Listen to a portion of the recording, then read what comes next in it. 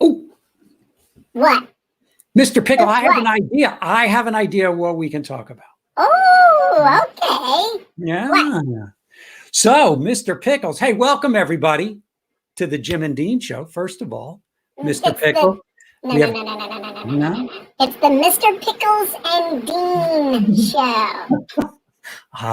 We're rebranding, are we? Absolutely. Jim's a dick. We don't need him around at all. Well, I'm the important one. You and me, Dean. Mr. Pickles and Dean against the world. there we go, Mr. Salty. Anyway, So, and this has to do with some email communication we had between your support team, between you and me, about people being a little bit confused if they do an online presentation, when should they start promoting and how? Do you need, and the question comes up, if I'm going to do a webinar, if I'm going to do a Zoom or an online meeting or a virtual event, should I engage my audience for like a week, 2 weeks, a month, or a couple of months Hell before we no. start the webinar? No, these people have the attention spans of gnats. No. Hey, look, man, you might not know this, but I'm actually educated. I read things. You do. I do, actually. And it's pretty amazing the things that I read. And normally what I do is, I pay attention to things, and I put on my glasses to be a smart pickle, all right?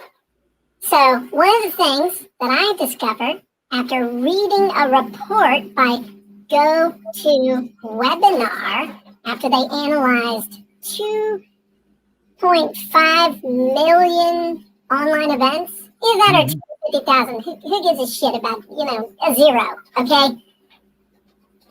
But over half your signups for an online event come within 24 hours of the event. Like the day of the event is when you're going to get half of your friggin' signups. So why would you want to tell people 2 months before your event that you're going to have an event? They don't care. I don't care. You don't care. Nobody cares. The only time anybody cares is like a day before. Right? Too much? I was just waiting for another right. Period. Okay. Well, the thought is that, we're just so bombarded with so many guru messages that you need to create content. It's really important to engage and indoctrinate your audience. It's important to let them know, to get them to know, like, and trust you before you put together, you get them on a presentation. And a lot of people see a presentation as an offer in and of itself, or a training in and of itself. So if I'm asking for them to show up, if I start promoting 24 hours or 48 or 72 hours in advance to come to a webinar, why would they show up? They don't know me. Who am I? Why would they ever show up? That's the thinking. That's wrong. But that's stinking thinking. First of all, I just want to say, Mr. Pickles, you've been canceled for the day. Little Mr. Takeover Pickle. Don't you hate it when your pickle takes over your life, Dean? But for most men, that's always the case. That is true. So I think, where that issue that somebody's coming, that you just mentioned, where that issue comes from is the source of the traffic, meaning if it's cold leads or cold people coming off of Facebook, see an ad, go to a landing page, get an offer for a webinar, and they sign up.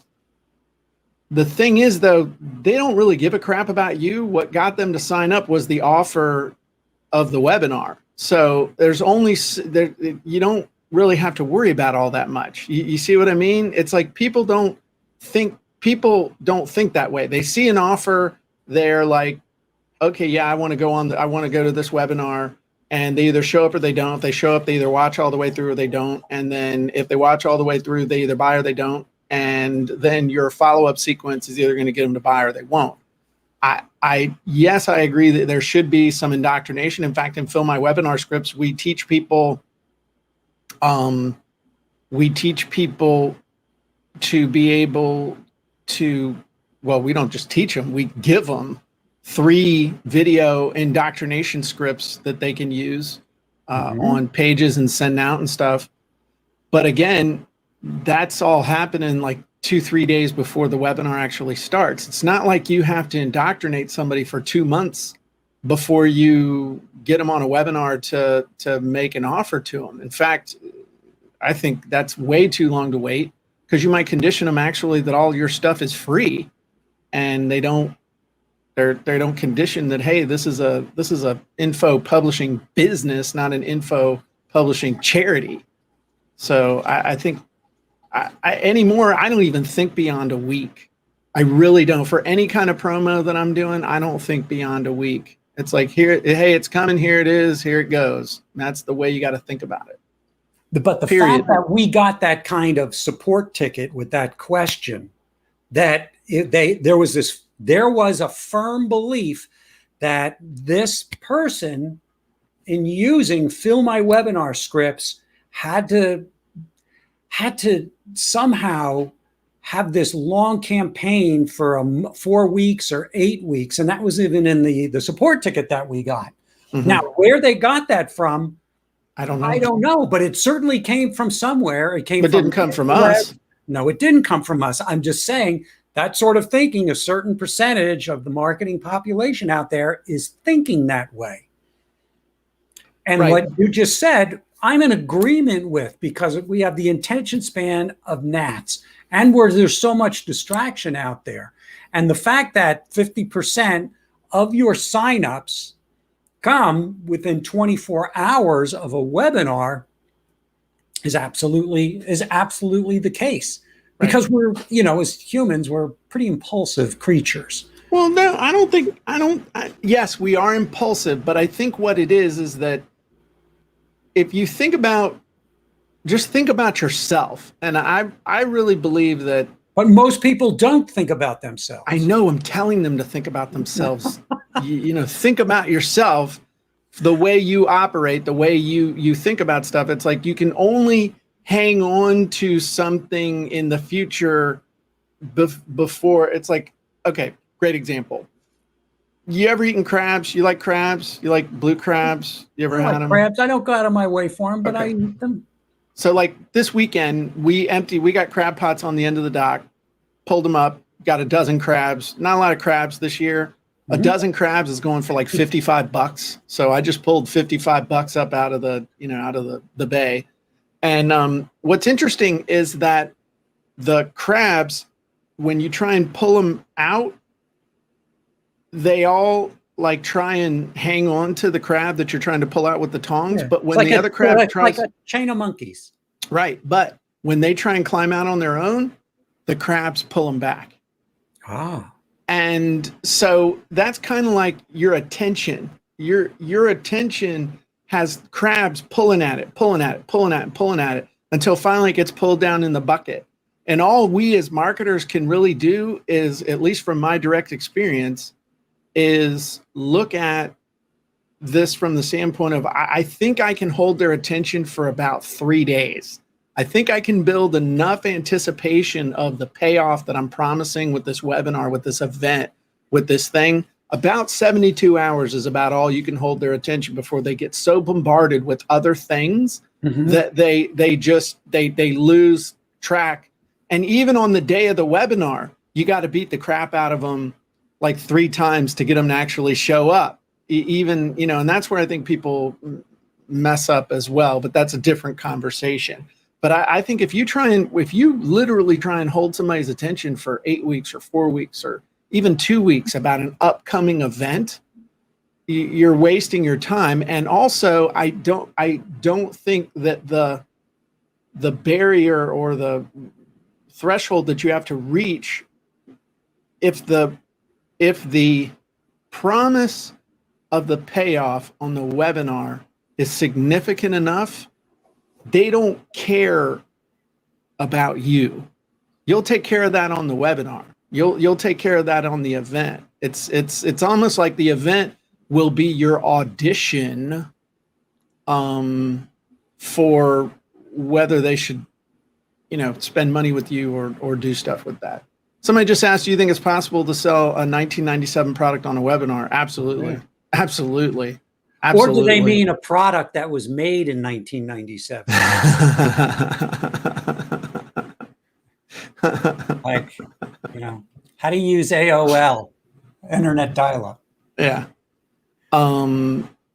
This is a good question. We can do another time. Somebody says, if you're in overwhelm mode, could you have a ton of ideas and know where to start? After you finish your book, do you think go to working on your high ticket offer, then move on to creating your webinar? Yeah. Yeah, I think that'd be fun to talk about another day. Mm-hmm. But yeah. Hey, by the way, I only see one like laughy face on the social media. Come on. Give us a like, give us a little hate mad symbol, something. I mean, people here looking, what do y'all do? Just turn us off and like go sit in the bathroom or something? Come on, give us some reaction. But I just, my own experience, and that's the other thing. I think that idea of, hey, you know, I got to warm them up for 8 months or something on a logical sense, I could see how that would make sense to somebody, you know, if they hear that from someone that's in authority. But I also get the sense that you would hear that from someone who was talking about it rather than walking the walk. Because I can tell you from my own personal experience, when we're watching signups for a webinar, I fully expect to at least get a third to 40 or even 50% of the total signups within the last 24 hours. Yep. And it's no different if you look on the other side of the webinar as well, when it comes to sales. 50% of your sales will come, if you're promoting correctly, 50% of your sales will come during the replay. Or more. And you'll get also a high percentage of sales will be coming on the last day of the webinar, up until like from 6 hours, 4 hours, and an hour till closing cart. So 50% of that last 50% are going to come in the last 2 hours, and they come from the last email. And that's why Dean and I created Fill My Webinar Scripts, because that's all those emails need to get sent. You can't, oh, well, then I'll just send one 2 hours before it's over. No, Chuckles, that ain't going to work. Oh, no, there's those sequences have at least 3 emails, and you have the option to add more on that last day of the of your replay. Right. Somebody just asked, so could you create a webinar and launch it within a 5-day span of time? Yes, I could. Dean and I could, absolutely. Can you do it? I don't know. Some of these things you don't even have to overthink. You can even look at a webinar. They don't even have to be a full-blown 75, 90-minute webinar. You could take a webinar and condense it to 20 minutes or 15 minutes and go on Facebook Live and do something. And what if you did that just in one day and then started promoting that? What if instead, you remember back in the day before webinars where like you would make a video, post it on a website and drive traffic to it? I made a lot of money doing that. And there is like, oh, we got to get them to sign up for the webinar. Get them to sign up for the webinar. What if you just said, hey, free web class, you know, here's free web class on this. And, you know, you take them to a page that looks like a webinar opt-in page, but it's basically, hey, just opt in. You can attend the free web class right now. I mean, now you could do that totally ghetto as far as the mechanical setup and stuff. Right. It would be. It's just a function of how confident are you, and how complicated do you want to get in the delivery. That's the thing. Back to the attention span of a gnat. If people have the attention span of the gnat, if you ask anybody again who's doing webinars, especially evergreen webinars, what's the number one thing they say is working right now? It's basically the webinar's happening in 6 minutes. Every 6 or 10 minutes, the thing's rolling over. That's the most successful thing. So what is that telling people? Oh, well, people want what they want and they want it now. So they get to the page, however they get to the page, the ad, an email, a referral link, whatever. And then they roll up on the page. It's like, well, shit, I got time right now. I'll watch it. And so then it's like, so what's the difference between calling it a web class and say, here's a web class, you know, just register right now. You can watch it right now. Nothing. And really. If the title, and if your hook, if your offer, if your result, if your big promise is big enough and compelling enough to the right audience with the right message, you win. You win. It doesn't matter how much lead time you give it, and the less lead time, the better. Because if you say, "Hey, you wake up, it's 8 in the morning," you send out an email and say, "At 10 a.m., at 11 a.m., I'm doing a web class, a free training, 20 minutes, and here's the title of it, and here's the result, and here are the benefits, and here's what you're going to get." You win. Yeah, you'll get some people to show up, but I've tried that too. It's like, hey, we're going to do it today. We'll just announce it. We'll do it this afternoon. And you don't get nearly as many signups as if basically, 3 days before this and that and that. I mean, you're only going to get about 20 or 30% of the signups, 40% of the signups you would if you go through the whole thing. But what you a will 3-day get, promo. You will certainly get people who are emotionally at the top of the electric grid. Yes. Because you hit them not with urgency, with scarcity, with, "Ooh, I want it now." You just captured low-hanging fruit. Yeah. It's the best audience you could ask for. To a degree. But what I'm saying is that some people that would have shown up if they'd gotten the email the day before maybe don't check their email from 8 in the morning until 10. I mean, that 2-hour window. And then they're the ones in the help desk. I didn't know about it. Having a meltdown like a 2-year-old. Let them have a meltdown. No, you just do it again. That's right. You do it again. I'm just addressing the question here. Yes, if we gave them a day or two lead time, fantastic. Right. You're going to get more people, right? But you could, just depending on, you could do it that day. Absolutely, dude. Why not? Sometimes that impromptu stuff, like stuff comes out of you didn't know, and then it's amazing. Absolutely. The first time out of your face. It's great. Right. And at the least, what you've just created by doing that, you've got an amazingly powerful lead magnet that you can use over and over again. Hey, I got a free training. Opt in. You can use it. You can repurpose this thing to drive people somewhere. Now you've created maybe a bonus training that you can add on to your offer stack for whatever down the road. I mean, and people love the stuff that feels extemporaneous as opposed to, he planned this out for weeks to separate me from my money. You guys are pissing me off. I see one smiley face on the friggin' thing. Nobody, I want to see some likes and loves. Come on. What's wrong with y'all? Come on.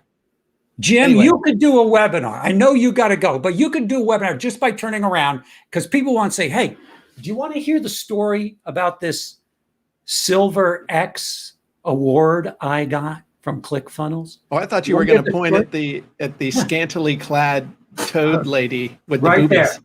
That's Lulu Capri. Frog lady in a bikini. There you go. All right. I got to run, but that was fun. And I actually, dude, I made myself think, why do we have to go all through this stuff and have to do a webinar? Why couldn't you just do what we just said? Just bust it out, put it up, see what happens. And just like this, just what we're doing here. Right. Not just like this, because nobody gives it. Nobody cares. Nobody cares. You guys don't love us. I'm seeing one laughy face. Y'all don't love me. Y'all just take advantage of me. You just hope that we'll do something. That's fine. Jim, they'd rather give you Mr. Pickles, they'd rather give you their credit card than like you. Well, there you go. Okay with that? I am actually. I'm cool with that. All right. Well, that was fun, and we will see you guys next time. All right.